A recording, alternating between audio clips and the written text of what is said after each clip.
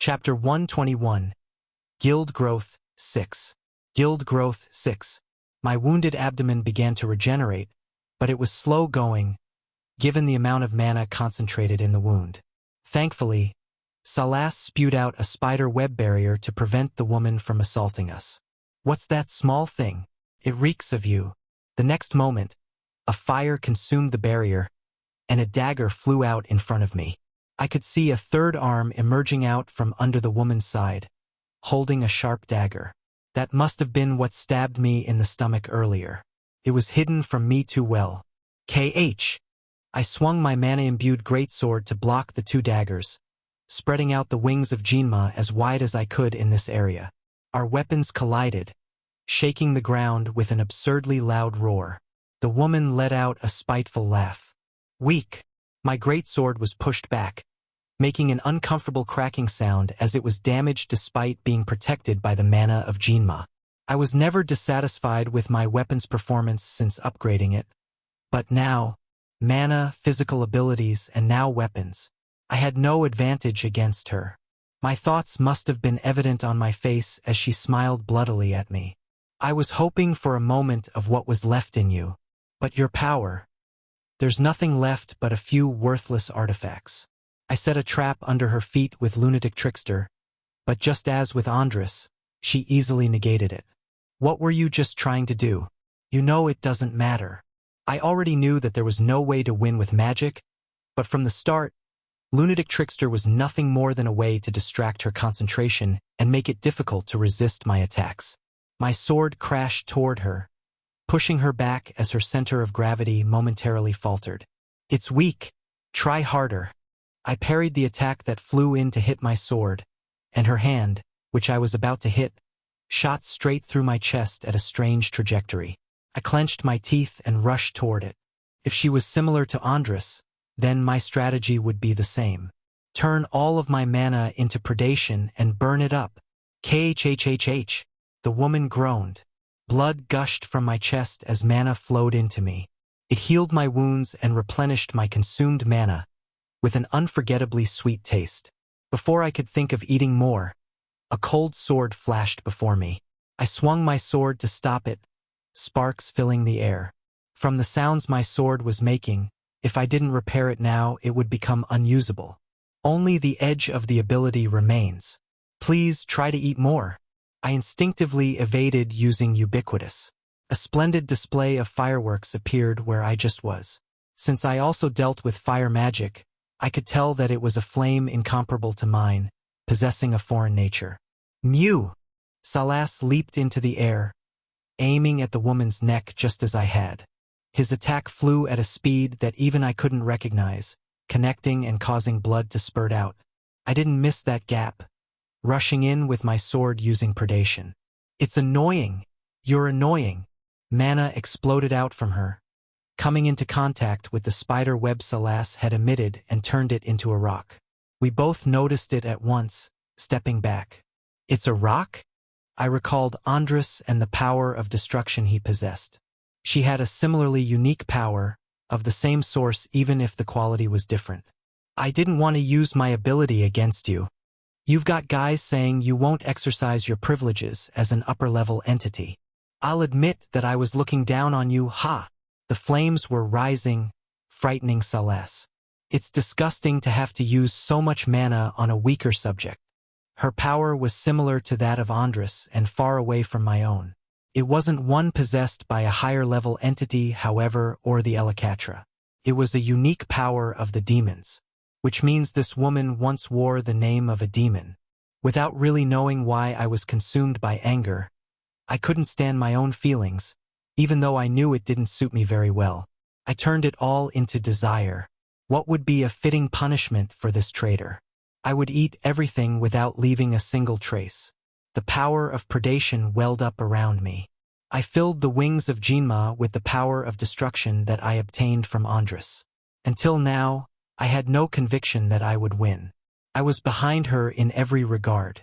But now, I realized that I thought I would win even when I fought Andres. A memory began to tickle at my mind. "Who? Come. I will turn you into a stone statue to decorate my bedroom." fires erupted all around me.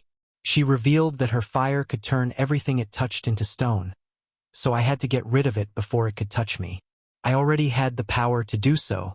I made full use of ubiquitous. As if Reaper wasn't working, she gathered the flames right where I appeared. However, I didn't become a stone statue.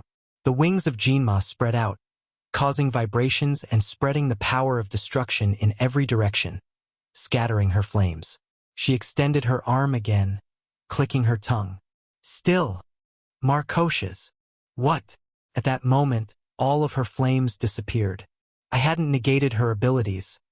I just called out her name. It was the memory tickling at my mind, of her in the distant past. Her eyes opened wide. My name, huh? How? This is revenge from the past. Salas, who managed to slip behind her, struck her neck just as before while I was focused on stopping her flames. However, the results weren't the same as before. Salas was wet with the blood gushing from her wound, deep enough that I could see bone. At first glance, it was clearly a fatal wound. Kahak! She groaned and took a few steps back. A snake-like tail began to protrude from behind her. What happened? My name? You are a traitor. My determination to protect the underground and the demons who lost their names due to it. They lost their power when they had given up their names. To think that you've turned yourself into an elf. You know the status of the noble elves. It wasn't hard to make me an elf with his strength. Noble. She had abandoned the form of a demon and chose to live with the elves. The worst thing was that the one who convinced her was the chief of the Elacatra, undoubtedly a demon like me. She began to laugh despite her fatal wound. Do you realize what you just did? You gave me my name. Now you have no hope of beating me. Oh yeah. Fighting Andres, I would have never thought of doing that even if I could have. But she was different from him. Her change didn't stop with just a tail. Wings made of fine yellowish-brown feathers rose from her shoulder blades, and 2 horns sprouted from her forehead. You took it away, so it's natural you could give it back. Why didn't I realize that until now?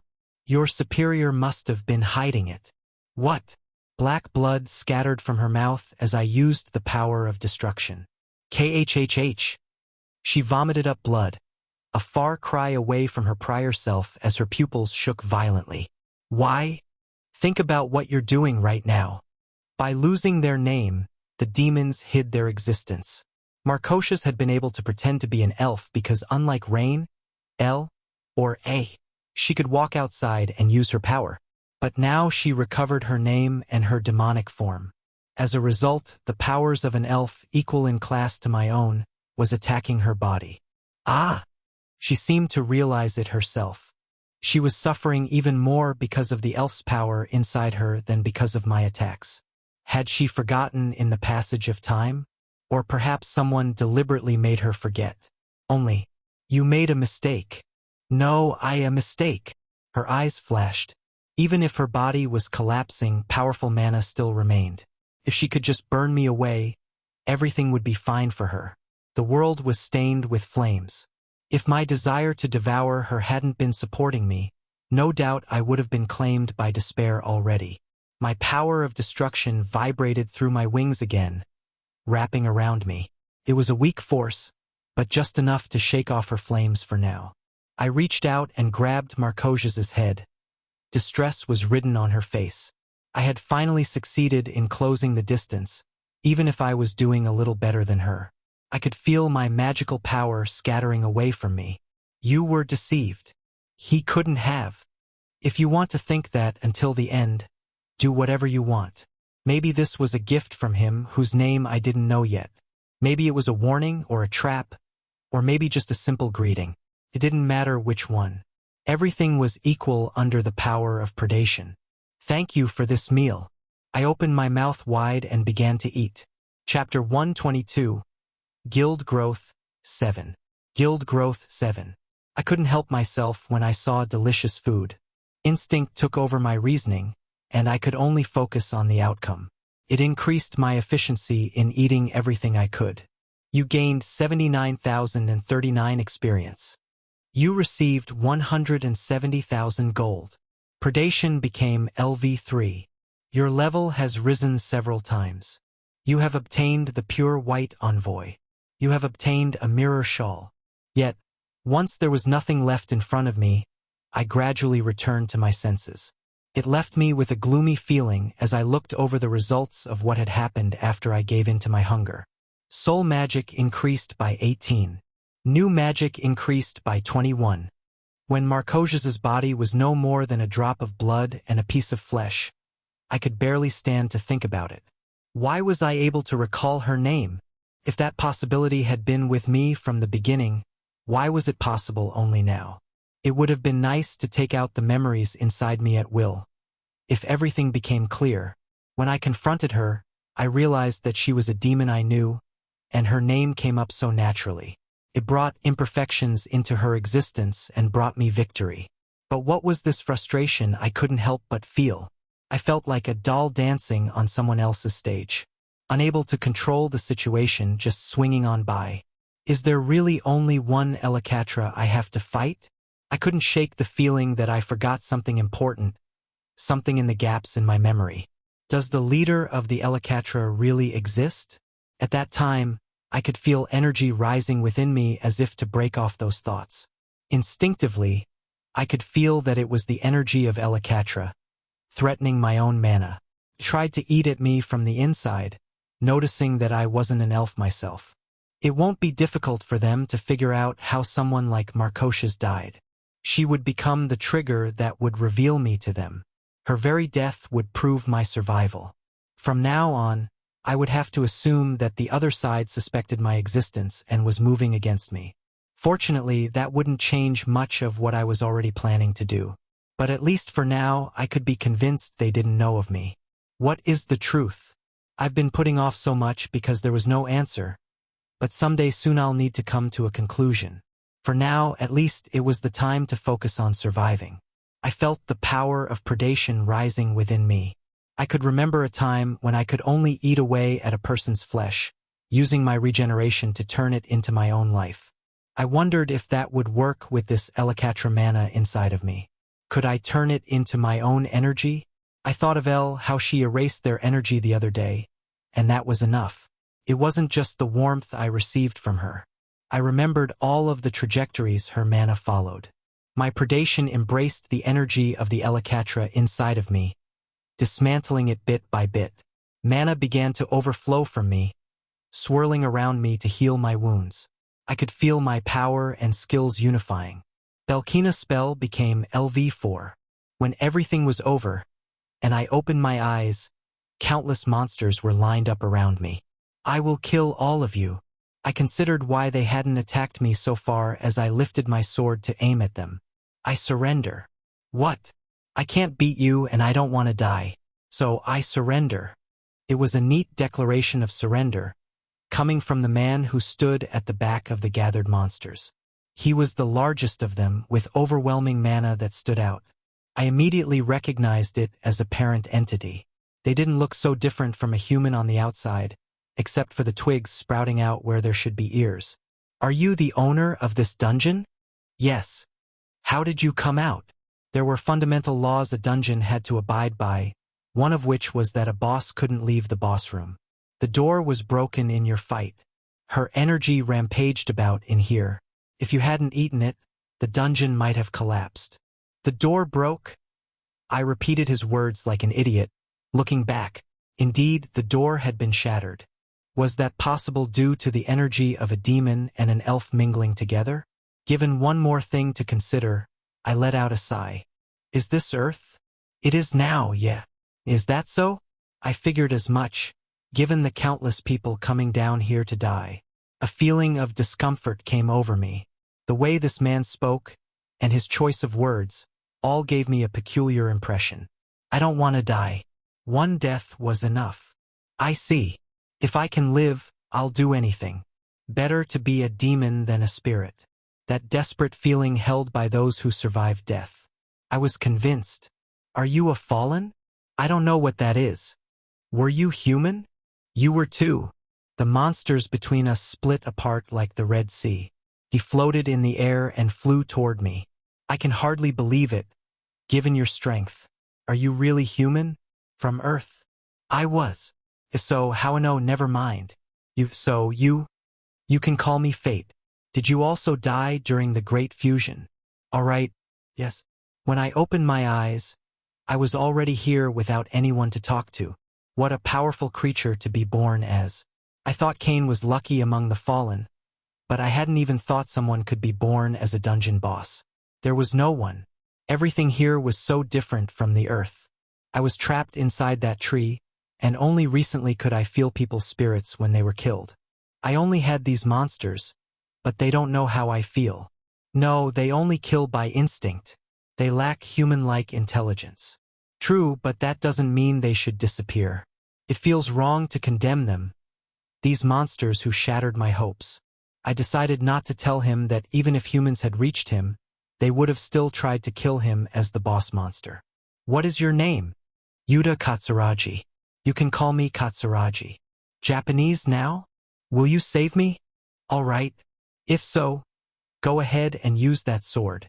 Only, I could tell he saw me as nothing but an object of fear, given how I dealt with Marcocias. Would my words make sense to him? I hesitated before opening my mouth. I have a suggestion. If you save me, I will listen to anything. He was so quick to agree that I felt a bit embarrassed. Be my subordinate. At least it will be better than staying here. Okay, Captain. That answer was too quick. Did he hear Lee-chan you call me that before I sent him away? I reached out with a sigh, placing my hand on Katsuragi's head as he flinched away. I triggered domination, claiming this dungeon's boss as my subordinate and this whole dungeon as part of my fortress. Katsuragi's eyes flashed open at the intense flow of mana. It felt a bit creepy, but the mana of Jinma now resided inside of him, bringing him a new, more destructive power. Now we had a new guild member. Chapter 123, Guild Growth 8. Guild Growth 8. It would have been nice if the surrounding terrain was restored when the dungeon was destroyed, but neither this world nor my abilities were so kind. I didn't want to be in the spotlight in this ruined farm, so I quickly hid Katsuragi and myself and quietly left. Amazing. How can you have so many different abilities? If you look at the way mana flows through your body, you'll be capable of it too. All I can do is interfere a bit with nature, and I'm physically strong. I've been gradually getting stronger, little by little, but there has been no dramatic change. A parent entity from birth. That was some ridiculous luck, although he wasn't properly aware of it. Perhaps the Elakatra were similar. He seemed to believe he was quite unlucky, however. If he said that to Cain or Lee-chan Yu, they would be quite upset. At the core, he wasn't aware of his own situation objectively. He had a human past, but in terms of this new world, he was more or less a newborn. But now I would be teaching him. I cast an illusion on both of us and bought a bottle of the most valuable wine still produced in Bordeaux. Katsuragi merely quietly watched me with a smile. The world is ruined, but Captain still thinks of buying expensive alcohol. It's a human trait. Alcohol is the most legal and beautiful haven for humanity. Of course, that was a lie. Not just humans took to alcohol as a refuge. It was a bit far away, but I also stopped by the Cognac region to buy a bottle of famous brandy as well, finally buying two after a brief debate with myself. You seem to be choosing out gifts. A gift? Perhaps so. That wasn't a bad way to think of it. I did owe them quite a bit for everything they taught me. I opened a gate back to the underground in the air. First, follow me. I will explain the current situation there. Unfortunately, the underground was a mess. There. Don't break the walls. Captain, they drilled a crater into the expansion area. What should I do? There is a saying about lizard men. You ate one. I ate one. Reliable dwarves were running about with tools. The walls were farther apart than I remembered and had doubled in some places. Other places they had even tripled. Monsters from all the dungeons I had conquered were there. There was even an orchard inside, with tree spirits tending to it. He is back. Who is? Fate. Captain? Captain, you're late. Cain ran to us, thumping loudly, with Lee-chan Yu astride his shoulder. How did this happen? It's like a sink with unwashed dishes. It's like a spiderweb in a home without an owner. A bitter smile crossed my lips as my initial expectation had been correct. I'd have to be an idiot to not know who was at fault. Yes, I was wrong. I would have to command them now, but the dwarves at the epicenter of this mess were moving more actively than I thought. Kane and Lee Chanyu seemed like they were also newcomers to the situation, looking at the people around us. So who's that handsome fellow? Katsuragi Yuta. You can call me Katsuragi. You're a fallen. He's strong. Why are all the new recruits stronger than me and not the elf girl? He said he was trapped in the boss room of the dungeon. Fate. Morena appeared out of seemingly nowhere and jumped toward me. I looked at Katsuragi as she collided with me, but he was staring at her. Katsuragi. I didn't understand why he was silent. Captain, if you haven't seen Lady L yet. Well, I suppose the existence of elves had a special meaning to humans. It would be cruel to break his fantasies of the way they were in novels, so I decided to let it go. Anyway, you are now a member of Rebellion, so we'll be counting on you. Let's head off together. I headed off towards the busiest-looking dwarf, with Morena clinging to my arm. Katsuragi glided behind us as if he were completed enchanting, followed by Kane and Lee Chanyu, who wanted to talk to him. The entirety of Rebellion was on the move. You're here, Fate. Help us out here. Alec. The area had expanded beyond comparison because of my dungeon subjugation. Despite the mass of monsters there, they all seemed to be hitting it off. The problem was that I wasn't all right with the changes. The monsters needed to be grouped up in divisions for battle, and the walls had to be rebuilt. Fortunately, the dwarves were accustomed to such work. I didn't think I would need to borrow their powers until the Devil's Night came, but my misunderstandings had been positively dismissed. Now it was the time to pay for their voluntary cooperation. Thanks. Are you the only ones working? Only us. Who else? You mean those higher people? He pointed up to the towering castle, looking exhausted. I don't talk to any other than the man who acts like a butler. If nobles existed in the modern world, that's what they'd be like. Are they your superiors? They're just collaborators. I couldn't tell Alec all the details, so I just smiled. If those monsters add their strength to yours, will it end quicker? If you can control them, we can make this place perfect and set up some traps. Good. As soon as Morena was removed from my arm, Katsuragi naturally followed Kane and Lee Chanyu. I'm working. I see. Rain basically didn't work. His job was cleaning glasses, serving me alcohol, and managing the store. Except for when interacting with me, he never moved energetically. The greatest effort he put in was during the Devil's Night. In other words, he was a fairly passive person. Is it human brandy? It's a special one among them called cognac. I delivered the bribe and began to apply pressure. You can tell with a glance it is of exceptionally good quality. Compared to any of Hader's liquors, it doesn't fall behind. I'll give it to you. You're giving it to me? I saw Rain's excited face for the first time. Cognac, what an excellent addition. Thank you. How long is left until the next attack? I think it's about 2 weeks.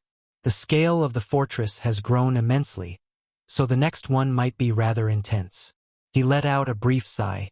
It's stark proof that the underground has begun to connect with Earth. I don't know what the outcome will be. It's really unexpected. There are too many uncertain factors. It might be better to just leave it to me this time. I have no intention of running away. I didn't mean that, but... His gaze turned away. Please help me a bit. I want to use those monsters. I'm a bit skeptical. Will those inferior beings really be of help? They will. I spoke confidently. And those who don't will become experience for others. If you say so, we will help them out. The area in which I can exert my power has increased a bit. It wasn't possible for them to freely use their power in the expanded areas yet. Then I'll go ask A and L first. A is waiting for you to talk to him. His pride will not budge for anyone other than you. I figured as much. I knew where he was. He had no intention of hiding his presence. It was close to L. You really like her. Shut up. He reached toward me. Give me what you've prepared. Wait, you knew. He accepted the cognac without a change of expression. But my relief was an illusion. I know what you're talking about. It's not enough, but reluctantly, I will agree with you and play along as you please. Don't put too much pressure on the dwarves. I didn't even want to know what would happen if A and the dwarves faced off. But whether or not my words were unpleasant, I responded firmly. Pressure is what those who don't believe in their own strength do to bring their enemies down. I never want my opponent to weaken. I rather they be as strong as possible. Yes, let me fix that. Give them a friendly smile so they don't get scared. Your jokes are always the worst. With a cold gust of wind, he was gone. Hearing screams already from the outside, it seemed he thought I was joking. I let out a sigh and walked towards where the last person, L, was waiting. No, I even handed over the wine, and that was the answer that came back. Before I could even ask why, she continued. Not all are like you, Fate. Did I make a strange request? Who? She let out a sigh. You know well enough that strength and reason are not always proportional. Of course. All of them. I looked out the window, seeing the chaos of the monsters below. A lizard man was running on the wall. A moth monster was wandering in the air. The spirits were tending to an orchard. Too much was happening to keep track of. All of them will just go crazy with this charm I can't control. I see. I recalled her overwhelming power I had seen on the Devil's Night. Now, however, it was a double-edged sword. In a combat situation, I could let that excitement pour into the battle, but now it's impossible. I don't want to volunteer for such an unpleasant thing. I know what you want to say. Surely your power doesn't suit the situation. I stood still. The wine is a gift. I'll ask again on the Devil's Night. Sit down. I was gripped by her words. The traces of a fierce battle are evident in you. Who did you fight? Only Marcocias. She was on the elf side. It looks like you didn't acquire her ability. Well, it's not that great. Her remark felt rather uplifting despite being a bit sloppy. Rest. Don't overdo it. My wounds have healed, and I have much work to do. Fatigue may have served to help you grow before, but not now. Take a break. A and Rain will fill in for you. She patted the sofa and opened the cork of the wine she just received, pulling out 2 wine glasses. Actually, I just want to spend time with you. So stay by my side. Who? I laid on the sofa as told, unable to resist. It was unlikely we would be able to get L to help out for the time being. Chapter 124. Guild Growth 9. Guild Growth 9. The chaos of the underground castle began to subside quickly once Rain and it took over. I tried to join them, but Mirena began to cry and cling to me as soon as I tried to. It's really too much. It's like I'm invisible. No, I just have no reason to notice you. Fate is so cold. Katsuragi was still fascinated by Mirena, and Li Chanyu and Kane were working in different places. Katsuragi. Yes. Mirena, go somewhere else first. Help the dwarves. It's really too much. Ah. It's not that I didn't understand his feelings. He was stuck in the boss room of a dungeon with no change in the environment. It was hard to get it out of your mind when you saw a beautiful woman. But those loose thoughts didn't suit the situation.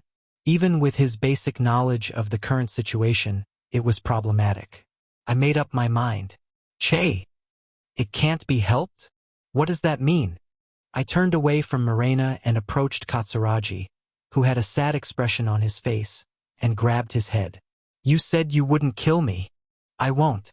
I'm just trying to guide you so you can better handle your abilities. I was going to postpone it, but I think it would be better to educate you and increase my workforce. So, why is your expression scary? I laughed bloodily. You'll figure it out soon. By the time 5 hours had passed, he was barely able to understand how to express magic with his mana. The process was surprisingly helpful to me as well. I continued to beat the knowledge into his existence so his understanding would grow. Belkina spell became LV5. Black Mine became LV4. Space Destruction became LV4. It was more important for me to know how to use my skills rather than focus on their rank.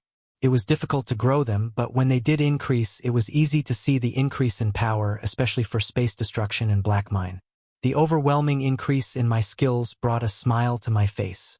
And, unlike his first impression, Katsuragi was crumpled on the floor like a piece of tissue paper.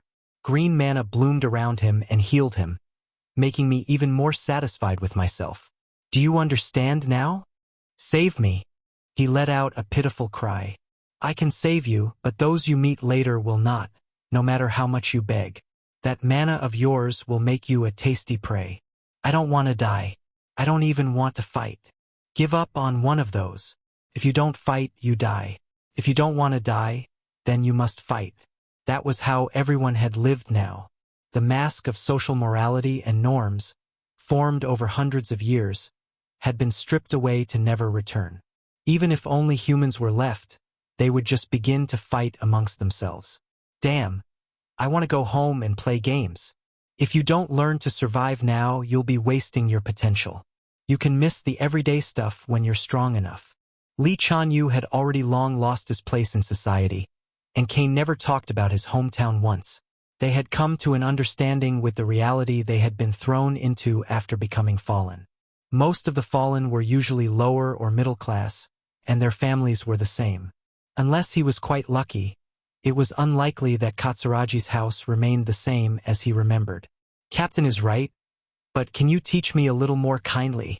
I didn't have to say it. He was like a child with unusually strong abilities. I needed to tell him the reality of the situation, but if I hit him with it all at once, he may never get up again. So now he needed time. The time to go through it with his own body. Not that I was a mentally mature adult myself, but at least I'd endured through a lot of reality. I could only hope he, too, would grow enough to endure. From now on, you'll also work. First, manage the monsters that belong to your dungeon and take part in strengthening the walls. You do it to survive. Okay? Okay. If I do, will you introduce me to that elf? When you're stronger. I let out a deep sigh and threw a black mine orb bearing the power of space destruction and predation at his direction, to absorb the mana blooming around him. It exploded in front of him, frightening him away. There was no way to escape from it, however, due to how fast and unpredictably it moved. After that disappears, get to work. With his help, the reinforcing of the walls went quite swimmingly. Through the absorption of the Devil's Night and the many dungeons, my realm had expanded to a level that it could be called a manor. It was difficult to protect the land, given how wide it was, even with the walls we had built.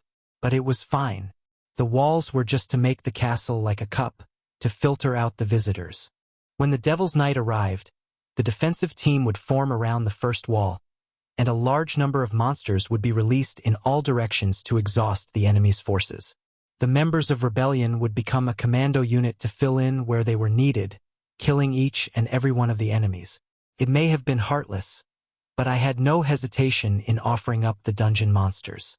If 100,000 of them dying could save one of my companions, I would. However, since they were indirectly under my control, they would be affected by my strength and gradually grow if they survived. That way, they could become elites. Not everyone under you will be able to use predation, but that will change sooner or later.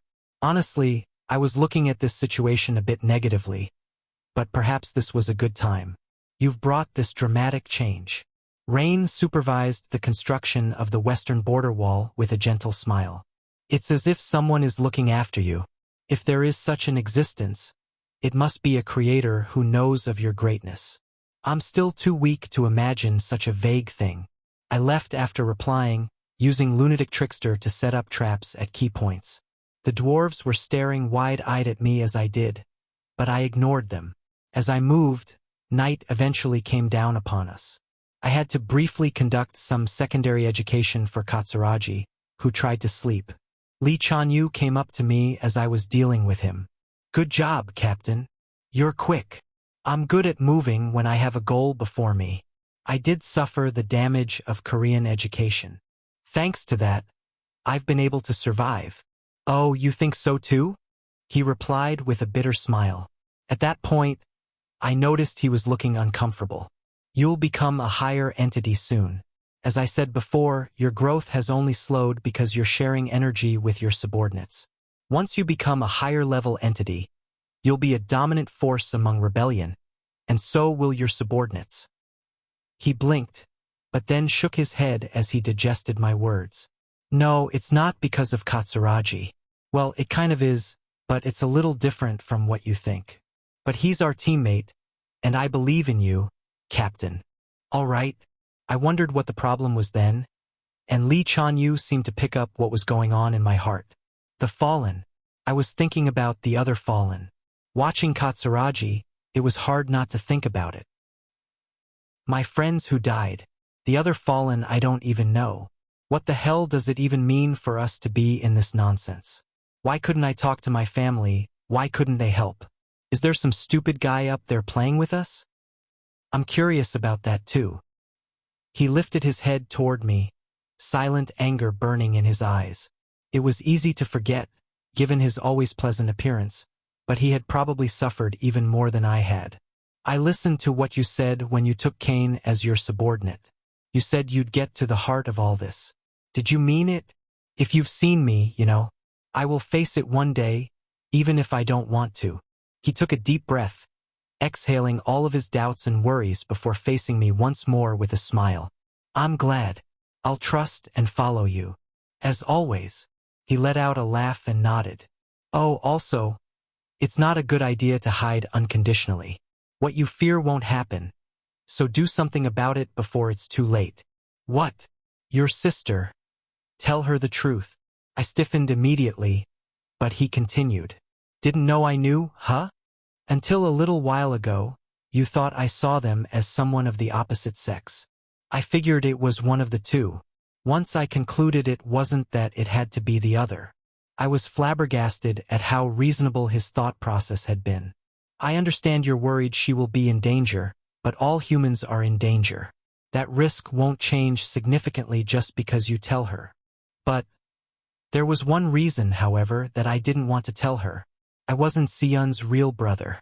Our only connection was that human body, and now that was gone. Don't worry about it. Can you really just stand by, watching her who so desperately wants to save the fallen? He didn't know all the facts.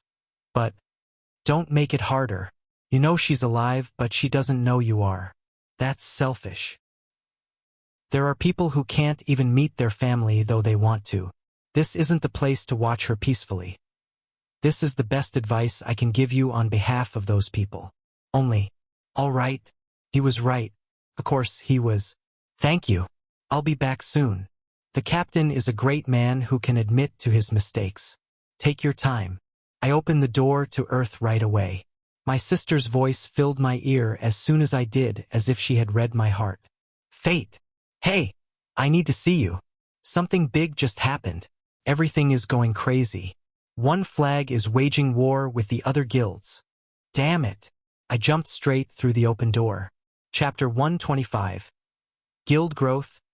10 End of Volume 5. Guild Growth. 10 End of Volume 5. During the encounter with the dwarves, they appeared and disappeared in Incheon. One flag used that as an excuse to question the guilds representing Incheon. They denied it, saying it was nonsense. Han Jia was explaining the situation in a trembling voice. So they just want to fight? Whether the dwarves were killed or concealed, that is the fact of the matter. Ha! There were many comments I wanted to make on the dwarves' disappearance, but I held myself back. My sister's face was covered in anxiety, and she let out a sigh. What happened to the dwarves? If one flag hadn't begun to move, and the action so radical, I would have cheered. They don't care about the dwarves. They just want to argue. I know. It's just that reality is so annoying I want to be delusional. She grumbled before glancing at me. Why'd you arrive so fast? There are only two cases when a person runs fast. Those were when someone was chasing you, or when you realized your goal was right in front of you. The Chaos Soul will probably attack again sooner or later. Why? The one flag guys smelled like the Chaos Souls. I tried not to reveal that they were definitely on the side of the elves. It would be better to clear that up later after the emergency situation was taken care of. So if the one flag moves, the Chaos Souls might as well. What? Be careful. You have to keep in mind that they are two groups that may stab you in the back given the chance. I can't believe they have something to do with the Chaos Souls. We've already been stabbed in the back. It's hard enough when we work together. Now we're just consuming needed resources. My sister pressed her face close to mine, her cheeks burning red with fury. I apologize I keep asking for help, but help me. Right now, you are the only one in Korea who can stop them by force. Yes, I will. I already knew what she would ask of me. What? She didn't seem to think it would be so easy. They're killing people who care for your guild, aren't they? Maybe. Perhaps the elves had started to doubt me directly? No, I didn't leave any evidence on the scene. Marcocias died without being able to take any information to them. I wondered if they were just wandering around, killing anyone suspicious. It nauseated me to consider it. War? Are they waging war in this situation? Katsuragi, who had only been listening so far, decided to speak up.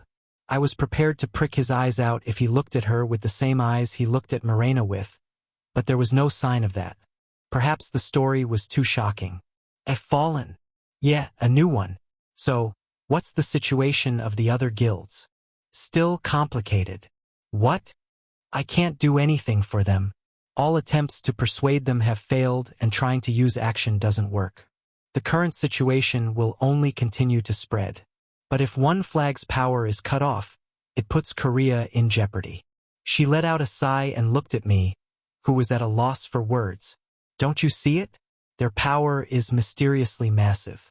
Some of their members had prestige before the Great Fusion.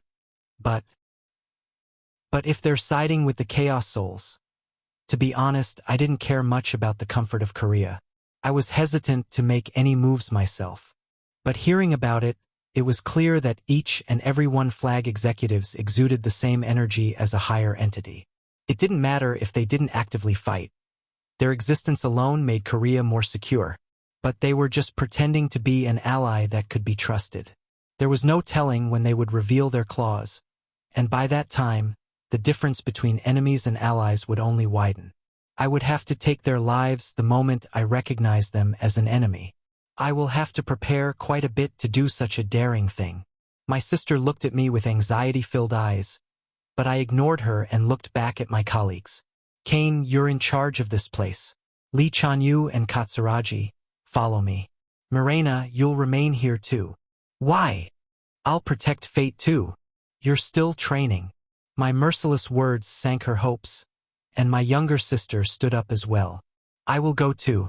I can't leave it be after asking you. No, you are still not ready. Why? They'll need you. I meant what I said, you need to be prepared for a raid from the Chaos Souls. Lee Chanyu grabbed my attention. I already knew what he wanted to say, but now wasn't the time. Fate. She tilted her head, and I wondered if I should reach out to her. Instead, I took a deep breath. I have something to say when I get back. She stiffened, her cheeks reddening. I had received her sharp gaze and questions several times. Perhaps she was already convinced. We may not have been related by blood, but we were siblings. That's ridiculous. Han Jia was clearly misunderstanding things. I was curious about how they would react if I told them the truth, but I didn't have the will to tell them everything, not right now. So wait quietly. Got it? Yes. She nodded as I gathered Lee Chanyu and Katsuragi. Lee Chanyu, however, sighed loudly as we made our way out of the fortress. Captain, what sort of love confession did you make? Why are you like this? It's a troubling confession for me to make. Please understand a little. Well, you'll just have to endure her anger at finding out you were hiding. I let out a short laugh and clapped his shoulder lightly. Let's go without worrying about that. It'll be dangerous, and we won't know what's waiting. All right, you'll have to live to confess. I'm going to accompany you to such an important thing. Don't worry, you have an advantage over Kane. I applied Reaper on us, combining it with Belkina's spell and Lunatic Trickster to hide us. The moment I clap, you can act. Until then, they won't be aware of you. Not one flag or anyone. Well, unless there was an executive like Marcocias. But that was unlikely, and even if there was one, it would just mean my prey would increase. What was the first magic I taught you? Healing. Yes, and you can use it on the enemy. What are we going to do by healing the enemy? His magic is a bit different than what you would think when hearing the word heal, since it's based on one's mana. I smiled and looked at Li Chanyu. It'll be fun. I'm looking forward to it. We proceeded with ubiquitous, which increased every day. Even if real long-distance travel was possible, I was proceeding bit by reinforcing it with Belkina's spell. As such, we arrived in Incheon at an unmatched speed. Korea is in such ruins. I hadn't known when I was in the forest, but I was able to come face to face with it myself when I arrived in the city for the first time. It certainly was shabby compared to the past, and I could see Katsuragi struggling with his emotions. I wondered how other countries had fared. No doubt he was thinking of Japan as he considered the wreckage around him now. I can feel evil energy. His head shot up as if he had been shocked. Ah, I felt it too. A large amount of raging, ugly mana spread into the air. I laughed at the outrageousness of it. I'm looking forward to it. Finally, I took another step forward with ubiquitous towards the direction of the battle. Li Chanyu muttered something I couldn't understand, but we arrived before I could ask him what he said. I pushed it out of my mind, hiding the two before approaching the scene of a fierce battle. The battlefield was covered in blood and sweat, people screaming on both sides. Everything stopped as soon as I arrived, however. You are. A man with a wound in his stomach yelled at me. I swung my hand to manifest healing magic, fixing the man's wound before responding. I've heard what happened. Did the thugs argue with you? Looks like you know what happened. He ground his teeth, but his expression was cool. He was a tough man, holding himself together after such a wound. I don't know where they went. I can feel them hiding nearby. Magic began to fly in, deadly magic that took the soul as its target. It flew in from dozens of places, and I swung my hand to block it. A black smoke-like blade cut through the air to stop them and continue on beyond the hazy fog. Hey, I've been helpless here. By absorbing the skilled demon's claw, Reaper became an incomparably sharp blade that cut the soul. These general guild members couldn't compete. Gather your men. I'll block their magic. Thanks for the help. Damn it, to think you would help us. I waved off his words as he gathered his guild members. Volleys of magic began to fly in as if they had been waiting for this moment. Taking a deep breath, I began to activate my Belkina spell. The same magic blocked all communication-related magic, the same I used in my first battle against the Elakatra. Then, once I was sure the elves wouldn't be alerted, I stretched out the power of predation to swallow all of the magic. Sorry, sister, but I never meant to hold back from the beginning. What kind of ability is that? No way. Damn it. Now, it would be a battle against extinction. Chapter 126. Predation 1. Predation 1. The atmosphere of the battlefield changed completely. No doubt, quite a few people noticed the magic I just used was beyond humanity, but I didn't care. They would just continue to judge me based on my appearance, which looked like a human's, as they always had. He just stopped the attack. Is that? I drew my sword, reaching it out. I realized I hadn't repaired it yet. It still had the damage it sustained during my fight with Marcocias. It was due to my meeting with Katsuragi and the maintenance underground that I completely forgot. A sigh left my mouth as I regretted my own foolishness. Even in such a short moment, the attacks continued to fly in. Warriors were beginning to pop out one after another as if they thought that just shooting magic from a distance wouldn't be enough. The guild master of Incheon stepped forward. We can take them on. Do something about that damn child Lee Minha somehow. Good. I put away my greatsword. If it were torn asunder, that would be irreversible. It would be better to fight barehanded. That's when I remembered that I did have a weapon to use. I killed Marcocias and received 2 items, the pure white reaper and a mirror shawl. The pure white reaper must be the dagger she used. I danced out of the way of the magic attacks and pulled it out from my inventory. Pure white reaper, 2, 987/3, 200. Attack 1200. That was all the information I had, but it was surprising enough. It was a small dagger, yet it had almost twice the attack power of the Twilight Sword. Shortly after I confirmed it had no room for traps, I grabbed it. It felt odd. The moment I held it in my hand, it felt like it was made just for me. I thought it was just a coincidence that it bore the name Reaper, but then I felt a bit silly. I didn't think there was a correlation. It also made me realize how stupid Marcocias was in using it. The mana pouring out from the dagger made me instinctively realize one function of it. I swung the dagger as if to cut through the fog ahead. The energy contained within it sucked up the mana in the mist, creating a new dagger in the air. It melted before long, a series of mysterious occurrences visible only to me. Ku, he's here too. The fog gathered once again, obscuring my view. I could hear Lee Minha's voice this time. I thought you would come, so I couldn't help but make a move. Magic whistled through the air and rushed towards my heart, swallowing it up with predation, and once again making a dagger in the air. I easily found him. He was in the middle of a group of dozens of elites. A translucent gray shield covered him, and I instantly recognized it from the rookie's battlefield. It's crazy to think about using it for just a single time. You can sense it right away, demon. Magic like a pitch-black earthworm wriggled in the air at me. Its mana too strong for me to devour whole. The mana was sticky and dirty, and it disgusted me to think of how many lives had to be mutilated and lost to create such magic. If sin had weight, you wouldn't be able to raise your head. To whom are you speaking to, I wonder? It was energy different from Jinma or Elakatra, standing at a point opposite of the two. I could tell it would permeate through my veins like poison the second I predated it. It was magic that seemed to be tailored for killing me. Instead of predation, I filled the dagger with the energy of Reaper to cut through it. Did Elakatra prepare that for you? No way. They must have known this would be impossible with your own strength. What? KGH. He let out a laugh that felt more at home in a cartoon. This world has become really fun. How long has it been since I've heard the word impossible? Came to me in a flash. Hearing his words, it all became clear. His actions, why he was here, why he cooperated with the elves. I smiled. You must have felt pretty bad when you noticed there was an entity stronger than you. Magic flew in once more, multiple versions this time. Unlike the energy of Elakatra, I wasn't able to analyze it at all. It would be foolish of me to try to eat it with predation. I hesitated for just a moment before activating space destruction. It didn't matter how much power the soul had compressed. It couldn't sustain itself against an explosion that occurred with no warning.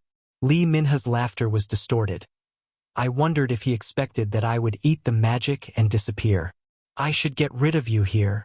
I was thinking the same thing. I expanded my senses to scan the whole space, but the contaminated human souls were gathered at a high enough density to distort it. However, I could tell that Lee Minha was using some sort of device to concentrate the power of the elite guild members into himself. Their faces gradually turned white, confirming my suspicion. To wield souls like this without any study or determination. Was there another reason for the Elakatra to study soul monsters? Or did they just want troops? Was it really as simple as I thought? Perhaps. No one can look down on me. With that arrogant remark, he reached out. I could feel deteriorated mana fill the space around me, but I swung the pure white Reaper. Ha! The dagger finally revealed itself, having been absorbing mana until now.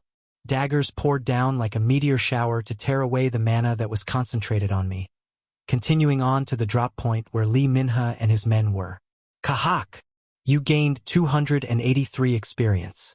It was just his subordinates, but I gained experience. They were neither higher nor lower entities, yet the deterioration of their souls had distorted the very structure of our species. No matter how many I killed, I wouldn't get any gold either. They were beings that had been cut out of the system that governed the world. The Elakatra must have had a reason to give such power to humans. Lee Minha had been unable to hide his greed and ambition, and as a result, he was used by the elves. There was nothing more to learn from him, disappointingly. The ominous mana-filled mist cleared, and what I saw filled me with confusion. Lee Minha was the only one standing there. Not a single other person was visible. The daggers had tremendous destructive power, but the sight was strange.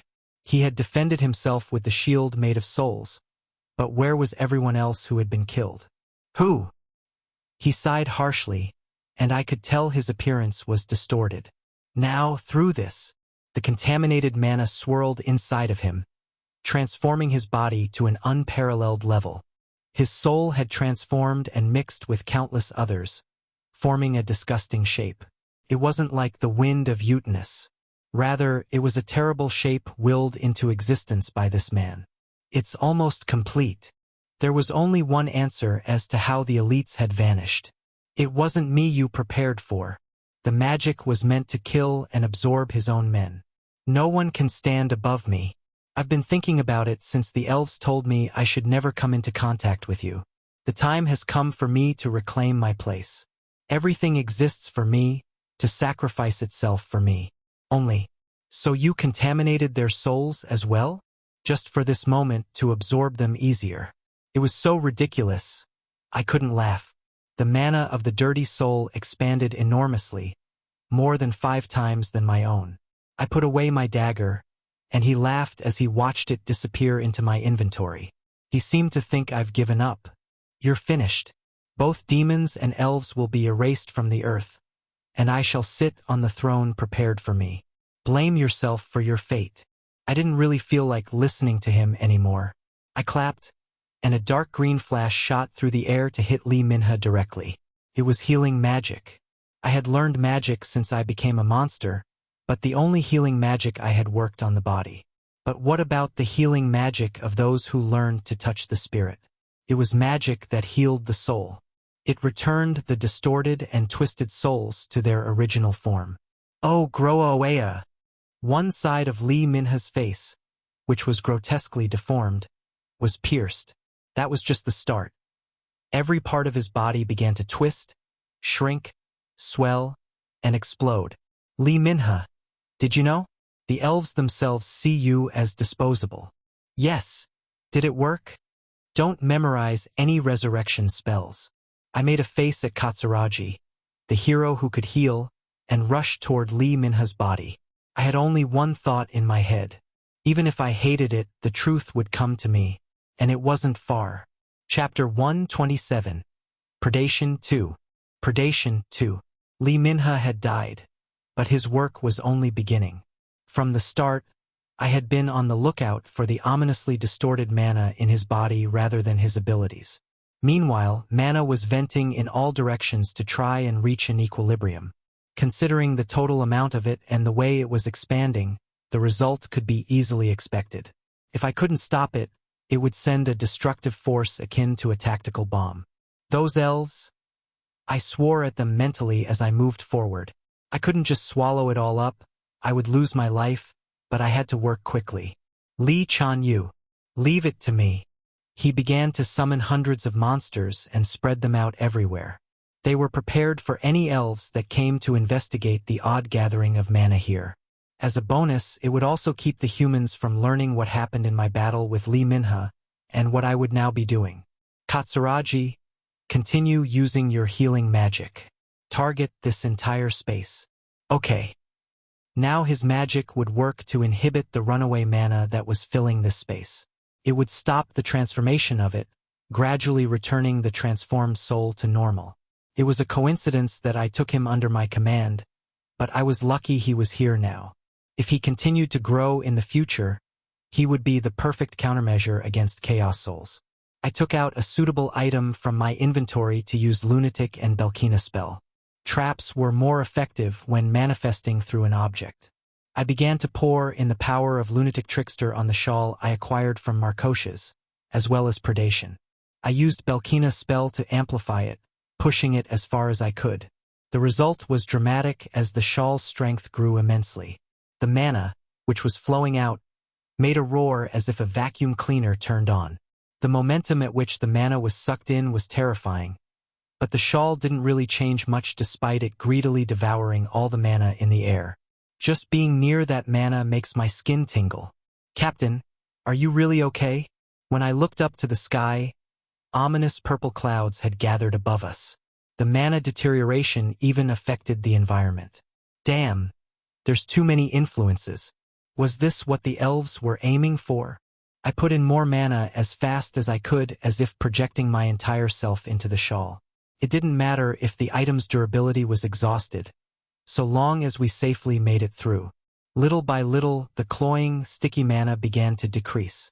My field of vision, which had been filled with pale gray fog, was gradually brightening. Captain, I'm focusing. Now it was the most important part. It wasn't any less dangerous even when contained in an artifact. It had to be stabilized.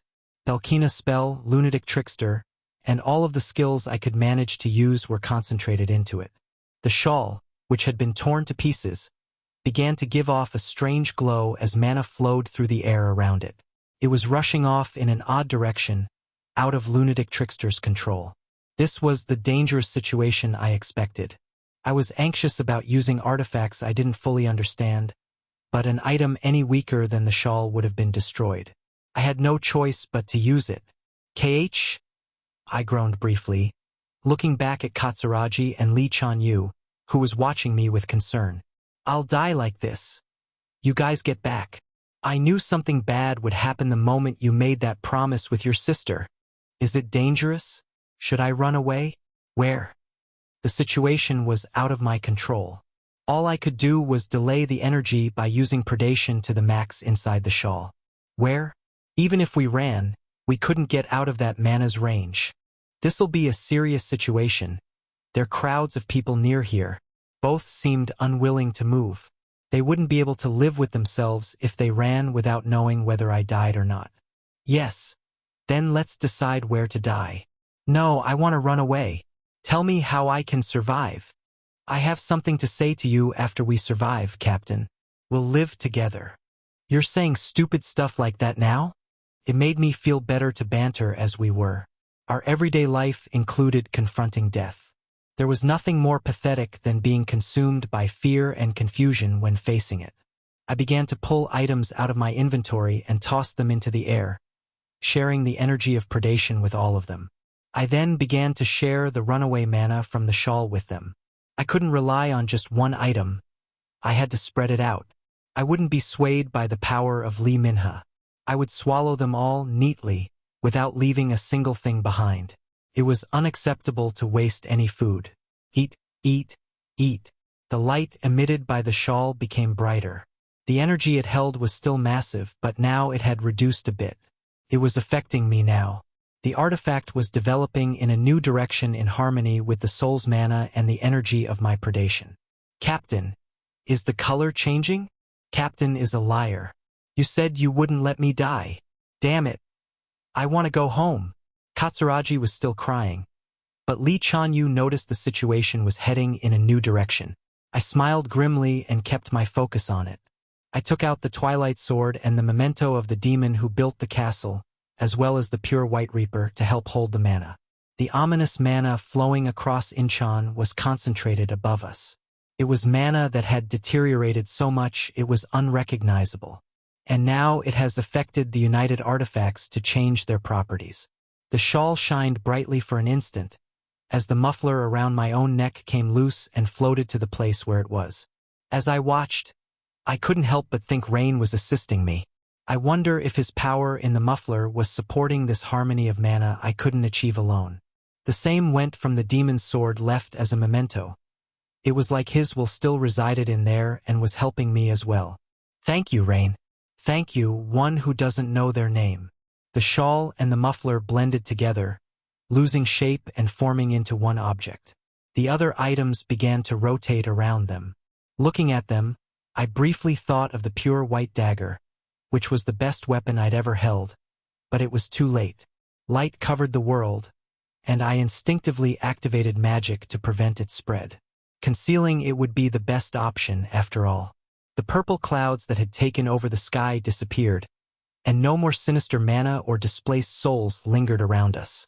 Belkina's spell became LV6. Only, Lunatic Trickster became LV4. The rise in skill level served as a reminder that the situation had ended. In the end, the items had merged, leaving only a black dagger and a dark muffler in their place. I accepted that the items fulfilled their role and were lost, but I couldn't help but feel a bit sad about it.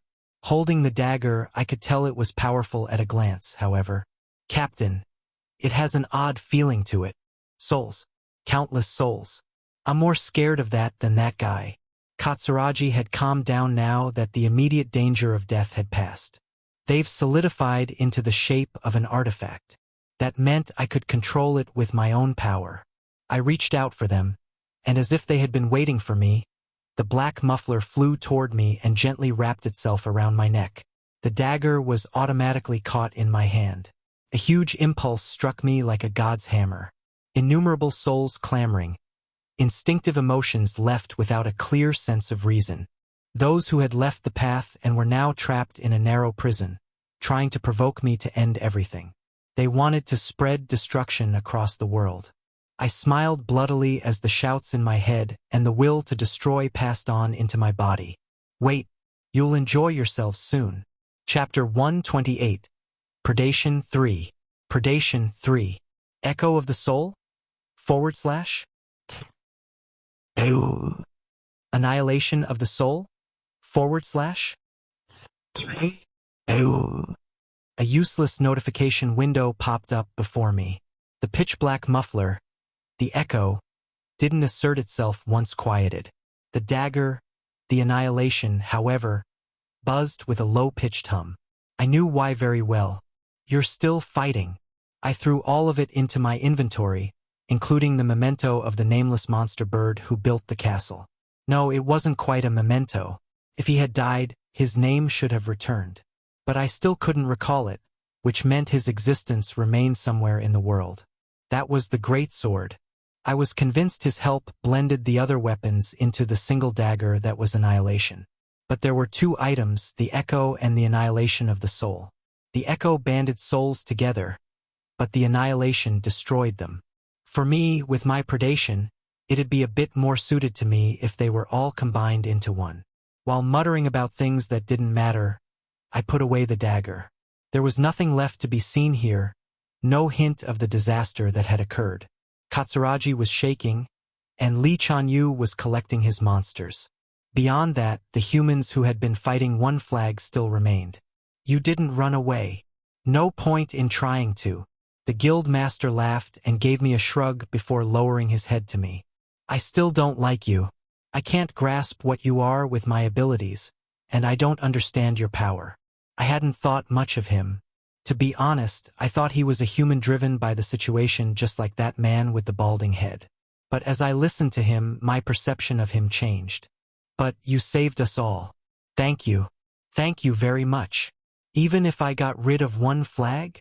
If we're damned without them, then it's better to go to ruins quickly. He responded firmly and turned his head away. We'll pay you back sooner or later in some way. He walked off. I couldn't help but think that humans were curious creatures. An angel and a devil lurked in each one of them, making them impossible to control, and sometimes, both would pop out at once. It was impossible to judge or determine one human being at will, which was the way it should be. They were like smoke unbound to a set form. That was why it was so fun, even though I didn't really like it sometimes. Captain, let's go back. Yeah. Do we have to continue doing such terrifying things in the future? Katsuragi, you did a good job today. If you increase your abilities, you'll be able to overcome the crisis of death just like today. Okay. I'll try it. I can do it. I fired a few black mines toward Katsuragi's head to get him out of his weeping, then finally looked around. There was no sign of the Elakatra, not a trace. They couldn't have predicted the soul's mana running away at the last minute. Besides, it would have been too dangerous to approach. But I couldn't hide the fact that I cleaned up this situation from them. I'd have to prepare for it. Come on. As soon as I arrived back at my fortress in the mountains of Songbuk-gu, my younger sister ran out to greet me. She looked tense. Han Jia and Morena stood near behind her, looking even tenser than her. Oh, you're still here. Fate. Captain. I'm glad you're safe. But what is that terrifying power? It's some artifacts I've reinforced. I'll tell you later. Kane nodded and stepped back into his dwelling place inside the wall. I waved at him and then took a deep breath. Let's go inside. Yes, yes. My younger sister moved stiffly. Lee Chanyu let out a sigh, touching his forehead, and Katsuragi kept staring at Mirena, so I fired a few more black mines at him. What were you talking about earlier? It's better to just listen to everything at once. She went quiet, and I continued to hesitate. I gathered my resolve as best I could. First of all, I'm sorry I've been hiding it so far. No, that's a weird way to start. I was having a hard time understanding what I should say. I still wanted to hide that I wasn't originally human, but it was awkward to only reveal bits of the truth. With a sense of guilt and anxiety, I decided to spit it out quickly. Si-yun, I'm your brother. Ha! She raised her head, and the air seemed to change. I'm your brother. Si-yun, he is your brother? She opened her mother, as did Hanja. I felt something strange happening at that point. Ha! Brother. Yes, you didn't notice. Her face burned like an active volcano gearing up for an explosion. She muttered faintly as if holding back a wave of immense anger. Notice. I should have admitted it right away, but I couldn't easily say it because I was worried it would put you in danger. But you've become this involved already, and hiding it any longer felt meaningless. I'm sorry, Si-yun. I'm so sorry. Tears filled her eyes, and I felt shame. I knew her feelings, how I hurt her by hiding it. There was nothing to say. But, contrary to my thoughts that she might immediately do something, she took a few deep breaths as if to hold on to something. Anything. Her face was still as red as a tomato. Once silence had claimed us, she finally opened her mouth slowly. Brother. Yes, Si-yun. I need to think for a moment. Okay. So get out. Ha! Get out now. Everyone was kicked out, including me, leaving only my sister alone in the castle. That was a shock. That was natural. No matter how much I had expected it, hearing it from me must have been different. Lee Chanyu was wondering aloud near me. Definitely a shock. The captain really goes in for the kill. I was just worried about her, so I was kept quiet. Not that it means I'm innocent. With the Elacatra, I still wasn't sure if this had been the right thing to do, but it was almost impossible for her not to collide with them sooner or later regardless of me. It would be better, then, to be near her. No, maybe for a different reason. Well, you wouldn't know it and you wouldn't want me to tell you. Lee Chanyu shook his head. Hanja and Mirena mimicked him for some reason. Then, Hanja raised her head and spoke up. Isn't Siha's brother a fallen? Yeah. Also don't call her Siha. Uncle Lee Chanyu too? Why am I uncle? Yes, that's right. Hanjia's eyes became strange. It was around here you two showed up. The mountain with the black palace. I didn't think she would be so sharp. I knew who she was asking about. Right? I'm not sure what you're talking about. Even if the place was the same, it was hard to imagine me as that weak goblin. I was making up some nonsense to make her retreat from that line of questioning. Si-yun needs some time for now. You didn't even say you're sorry. Ah, I apologize for that. I gave up understanding at that point. The captain is the captain, as always. It might be a good thing to do this. Yeah. What are you talking about? Maybe this elf isn't an elf. Why do you think I'm not? While Lee Chanyu spoke with me, an argument quickly arose between Hanja and Mirena. I couldn't tell if it were a good thing they could talk so casually when angry. Lee Chanyu calmed the two and quietly approached me. Captain. What? Before, there was something I wanted to say when the battle was over. I remembered. Actually, there was a meeting of Fallen before I met the captain. Okay. Someone sold the information about a group of Fallen, which included Lee Chanyu, to a guild. The guild moved, and Lee Chanyu, the only survivor, fled to the Black Palace. That incident brought us together. I couldn't have anticipated his next words, however. I succeeded in tracking down those who sold that information to the guild. They were connected to one flag. When he first came out to human society, he wasn't focused on digging up the past. But at some point that had changed. Only, I would have moved faster if you'd spoken about it. I couldn't because of my personal circumstances. I thought I shouldn't get the captain into such a huge fight. I see. I smiled bitterly and tapped him on the shoulder. You fool. I don't want to hear that from you. He hit me on the shoulder, which hurt quite a bit, given his growing strength. Thank you, Captain. KH. It hurt to say anything, so I didn't. I just stood by him. That was enough for now. Chapter 129. Predation 4. Predation 4. Took an hour for my sister to let us back in. She looked at me like I was an enemy, but finally let out a sigh. Brother, thank you for surviving. Her face was still red, but her tone was rather calm. So you were different from other people. Somehow, I thought you were reassuring to have around, just like an older brother. But he was really your brother. Hanjia added, but was hit over the head by my sister's fist and sank down. I felt a need to preach to her as her older brother not to hit her precious friends. Who? She let out another sigh, still holding anger at the hidden facts that had yet to be resolved. I needed to apologize once more, but as I thought that, she grabbed my arm. Let's go see Mom and Dad together. Yeah, let's go. You didn't have to lie back then, you idiot. KHH. I hadn't been expecting a surprise attack with that sort of timing. Arm in arm, we separated from the others and headed to the ruins of the old building where our parents' tombstones were. It was rather good timing, as I was still confused about how to face Li Chanyu. By daybreak, we arrived in front of the tombstone.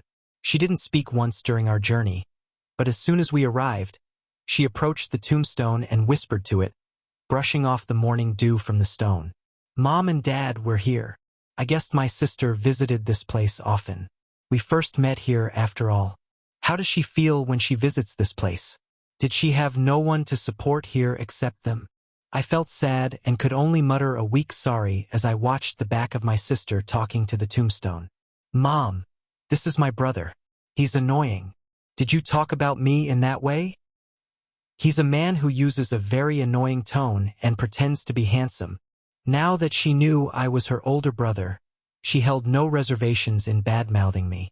She had been lying about her age and pretending to be decent, so now it felt like I was facing my real sister, a cute younger sister who was still a bit rough and playful. Dad, you know, my brother is really shameless. In that way, she spoke to our father and cursed me.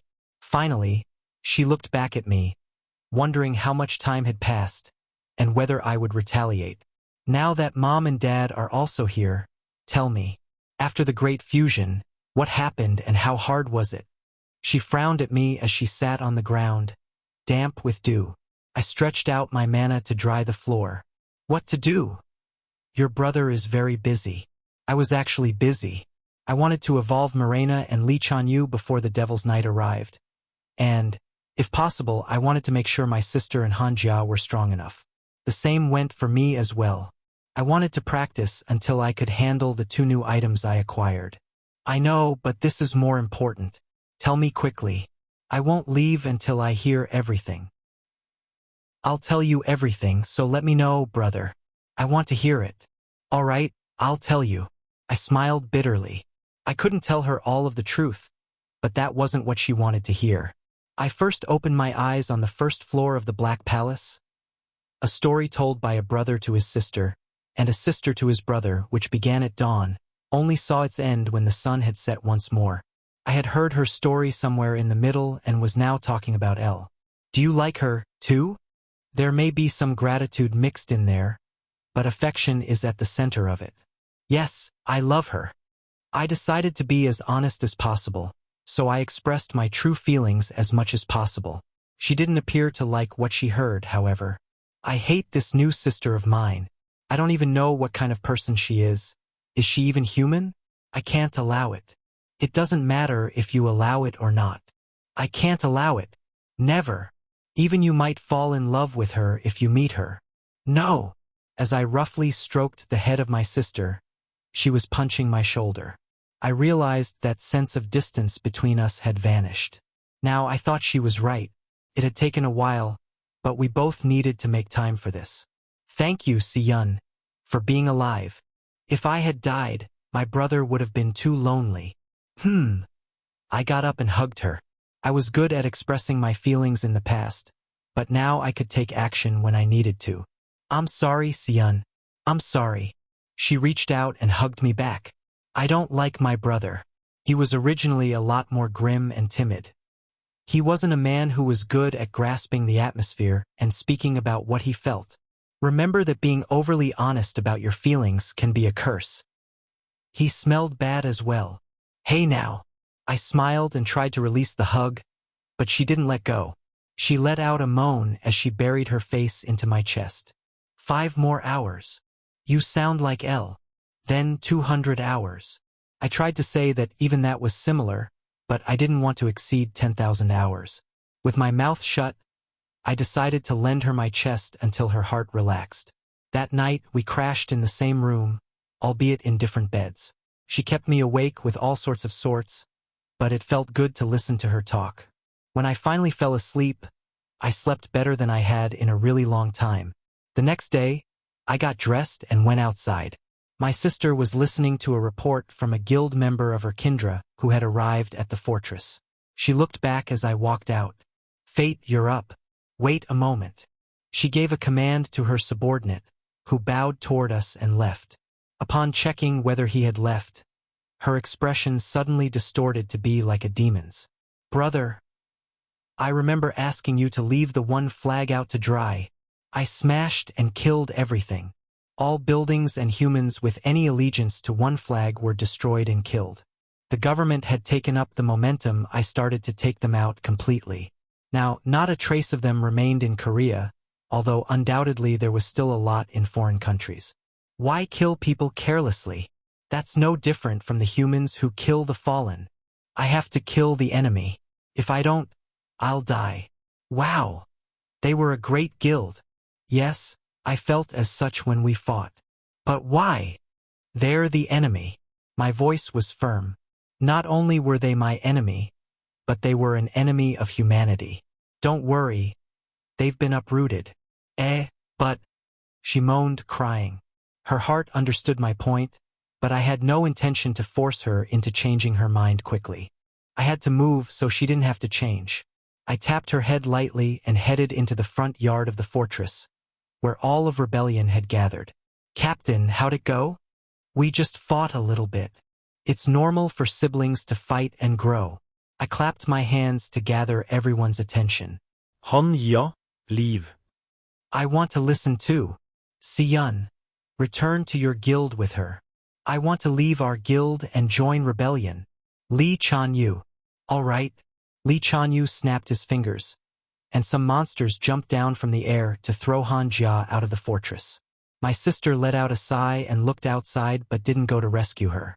After removing the outsiders, I opened my mouth. I think you know everything that happened the other day. You ran wild.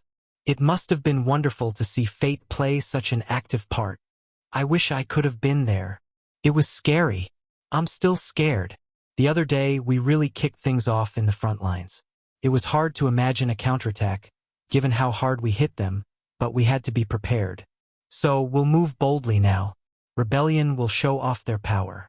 It's just like the captain to come out like that. Will I be freed from the watchman role? Our primary goal will be the Chaos Souls, and all things related to them. I took a deep breath before continuing. I'm going to buy a record, not a temporary one, but one that'll continue to function. There won't be a problem in purchasing it, as one flag had enough gold to fill the sea. It's the best when someone else pays for it. I ignored Lee Chanyu's remark. It will be dangerous. There is a possibility of a strange one like Lee Minha, but it'll strengthen us in time for the next Devil's Night. And a possibility of the Elakatra. Not all humans will understand us. Only, it's scary. Damn. I hate fighting. From now on, it's an all-out war. I could see the chain connecting them to me with the domination skill crystal clear. Eat everything, grow stronger. The power of predation wriggling in my heart was amplified and stretched out, dyeing that chain pitch black. I laughed bloodily as they each flinched. At the time, another chain came out of me. It snapped around my sister's wrist, who had just come out of the fortress to approach us. She smiled cutely as if she had been waiting for it. I'll go too. I have to see with my own eyes if they're bad enough to be killed. Don't be afraid and wait. I hate sitting still and watching. I'm going too. I sighed and lowered my head. I didn't know why my domination affected her, and it wasn't how I wanted this to go. However, everything was ready. Chapter 130. Predation 5. Predation 5. It was obvious that if I took my sister to the underground, only annoying things would occur, so I had Morena watch her and headed down there alone. You're back, Fate.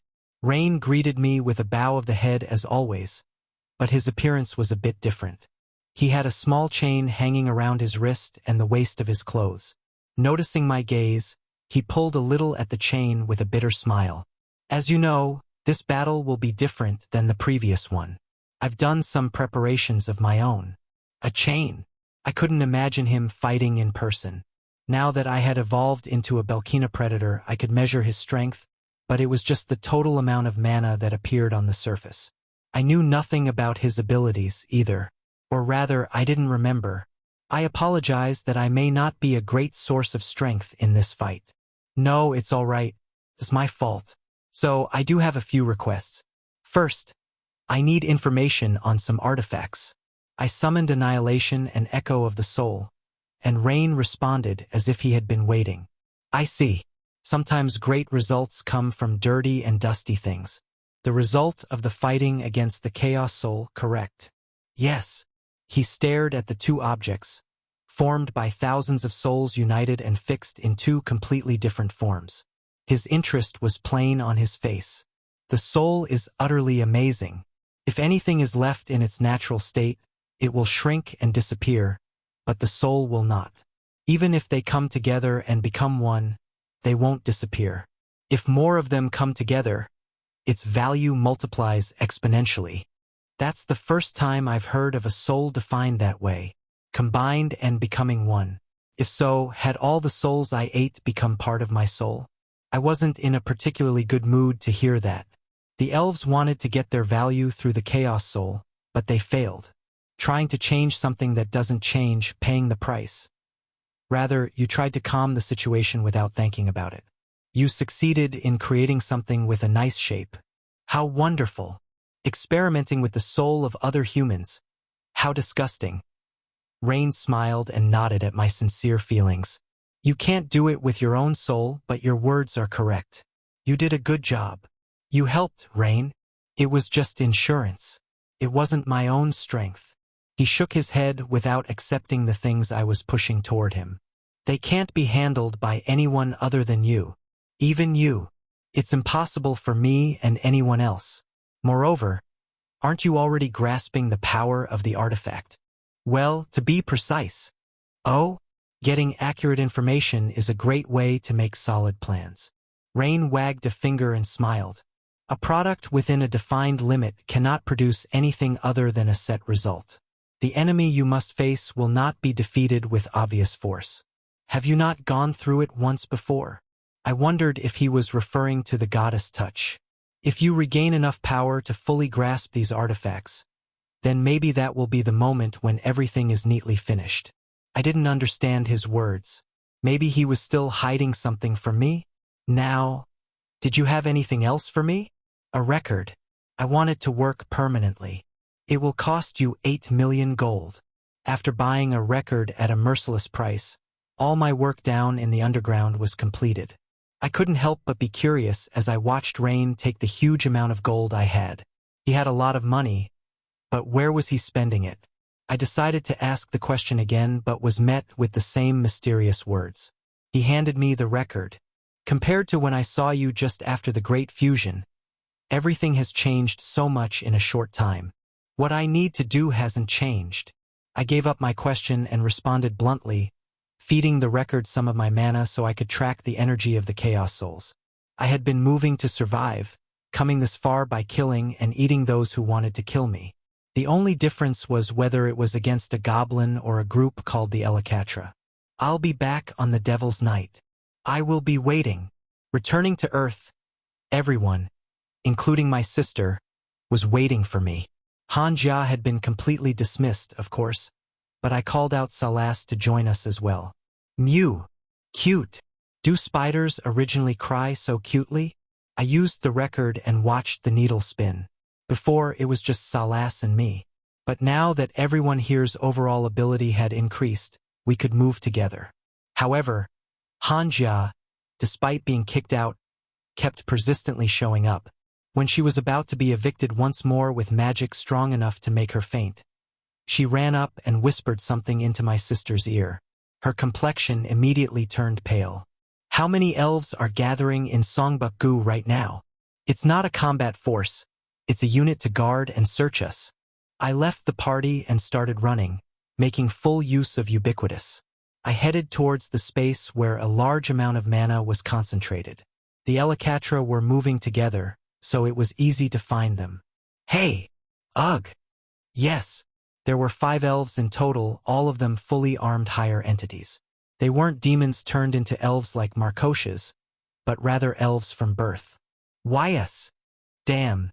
They're poorly informed. Who the hell are you? Even for the elves, the intelligence of Erkindra was surprising. A smile played on my lips. Why did you block our path, human? We were just walking together. Ah? Can I ask where you were going? We have no obligation to tell you that. You can't tell me because you were going to follow me. Ugh! They couldn't answer. Elves weren't good at lying, not even the Ellicatra. Since they viewed all beings as inferior, they felt no need to hide anything from everyone else. When I drew my dagger, they prepared their own weapons, but shortly after, I shrugged and sheathed my dagger again. I've no intention of fighting with you. I just want to fight the Chaos Souls. If so, the Knights of Ellicatra shared a look with each other. No doubt they had already received reports of what happened in Incheon. Then we'll have to fight you too. Is that so? There was no more time to waste. Then, move! No, don't! I swung my dagger. Black mana jetted out from the tip of the short dagger, drawing a diagonal line that cut through the body of 3 elves. It was a line of death that no one but I could detect. You gained 314 experience. You received 498 gold. Oh! Even though I used it, the results shocked me just as much. How was the power of Reaper strengthened so much by this dagger? What a nonsensical power! Damn, why? That power is exactly like his. At the moment, the sky cried out loud. I exercised my power only once. Yet, with that, it seemed like all living and breathing beings in the world despaired over my strength. Yes, just as these ones who had witnessed the death that was Reaper. Countless emotions assailed me, making me unable to breathe. The dagger in my hand felt incredibly heavy, and mana boiled inside of me. As if waiting for this moment, the echo that was wrapped around my throat began to rage again. It filled me with a destructive impulse. Then, I suddenly realized, the moment when I was able to grasp my strength for myself. I'm stupid. It wasn't another's fear that I felt. It was my own fear and despair. It was so large that it gave me the illusion it was coming from countless other beings. I was still ridiculously weak to be so afraid of my own strength. The echo calmed down first. I compressed the force of it, regaining control of the power and pulling it inside of myself. But it was then that one of the surviving elves' red scarf spewed out ominous light. Was it because I was closer to the me in the past? I could instinctively sense what it meant. It's about 5 years earlier than I anticipated. I swung my dagger at the calm, gentle man's voice. It's been a while, Fate. I sighed as I cut everything that was in the space where the voice occurred. It was the voice of the enemy I had to face one day. My first reunion and conversation with the entity the elves called El. We've reached the end of today's episode. Thank you for traversing the boundless landscapes of fantasy with us. If today's story has sparked joy within you, please remember to hit the like button, share our journey with others, and subscribe to Lord of the Stories for an ever-expanding collection of mystical escapades. Until we meet again to turn the page to a new adventure, hold the tales dear in your heart and let the embers of magic warmly glow in your spirit. Farewell, intrepid explorers of the narrative unknown.